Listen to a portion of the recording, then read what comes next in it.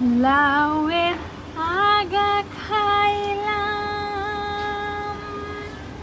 লাউয়ের আগা খাইলাম, ডগা গো খাইলাম, লাউ দিয়া বানাইলাম ডুগুডুগি স্বাদের, লাউ দিয়া বানাইলাম ডুগুডুগি স্বাদের লাউ, বানাইল মোরে বৈরাগী স্বাদের লাউ, বানাইল মোরে বৈরাগী।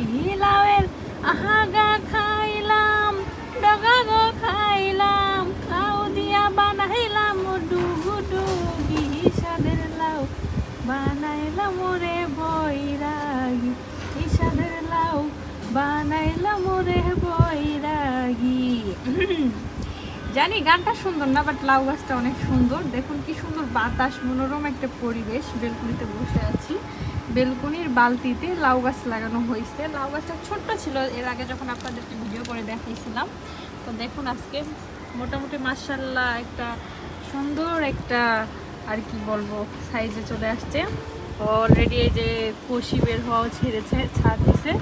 এটা বেলকুনিতে নামায় দেওয়া হবে। এখানে কাঠি দেওয়া হয়েছে একটা, এটা পেঁচিয়ে পেঁচিয়ে উঠবে বেলকুনিতে আর কি, চারদিকে একটু ছড়িয়ে পড়বে, নিচে নামায় দেওয়া হবে এইভাবে।